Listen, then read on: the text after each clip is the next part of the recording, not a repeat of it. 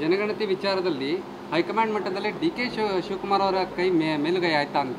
ಏನು ಯಾರ ಮೈ ಇಲ್ಲ. ಯಾಕಂದ್ರೆ ಈ ಹಿಂದೆ ಸಿದ್ದರಾಮಯ್ಯನವರು ಯಾರನ್ನು ಪರಿಗಣನೆಗೆ ತೆಗೆದುಕೊಳ್ಳದೆ ಈ ಒಂದು ನಿರ್ಧಾರನ ಕೈಗೊಂಡಿದ್ರು.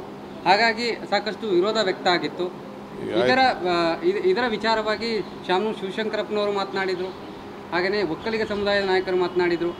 ಇದೆಲ್ಲ ವಿರೋಧದ ನಡುವೆ ಈಗ ಈ ಒಂದು ಡಿಸಿಷನ್ ಬಂದಿರೋದು. ಒಳ್ಳೆ ಭಾಷಣ ಚೆನ್ನಾಗಿ ಮಾಡ್ತೀಯಾ, ಬಾ ರಾಜಕೀಯಕ್ಕೆ, ನೀನು ರಾಜಕೀಯಕ್ಕೆ ಕರ್ಕೊಳ್ಳೋಣ. ಸರ್ ಅಲ್ಲಲ್ಲ, ಈಗ ಕೇಂದ್ರ ಸರ್ಕಾರದಲ್ಲಿ ಇನ್ನೊಂದು ಸರ್, ಈಗ ಜನಗಣತಿ ನೀವು ಈಗ ಏನು ಜನಗಣತಿ ಆಗ್ತದೆ ಅದರಲ್ಲಿ ಜಾತಿ ಕಾಲಂ ಸೇರಿಸ್ತಾ ಇದ್ದಾರೆ, ಕೇಂದ್ರ ಸರ್ಕಾರದಿಂದಲೇ ಆಗ್ತಾ ಇರೋದು. ಈಗ ರಾಜ್ಯ ಸರ್ಕಾರದಿಂದ ಮಾಡೋದ್ರಿಂದ ಯಾವ ಪ್ರಯೋಜನ ಅನ್ನುವಂಥದ್ದು ಕೂಡ ಚರ್ಚೆ ಆಗ್ತಾ ಇರುವಂಥ ವಿಷಯ.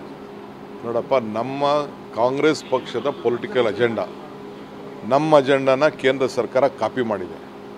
ನಾವೇ ನಮ್ಮ ರಾಹುಲ್ ಗಾಂಧಿ ಅವರೇ ಜಾತಿ ಗಣತಿ ಆಗಬೇಕು, ಬ್ಯಾಕ್ವರ್ಡ್ ಕ್ಲಾಸ್ಗೆ ನ್ಯಾಯ ಸಿಗಬೇಕು ಅಂತೇಳಿ ಧ್ವನಿ ಎತ್ತಿದ್ದು. ನಾವು ಅದ್ರ ಪರವಾಗಿ ಇದ್ದೀವಿ. ಅವ್ರಿಗೂ ನ್ಯಾಯ ಸಿಗಬೇಕು, ಬೇರೆಯವ್ರಿಗೂ ನ್ಯಾಯ ಸಿಗಬೇಕಷ್ಟೇ.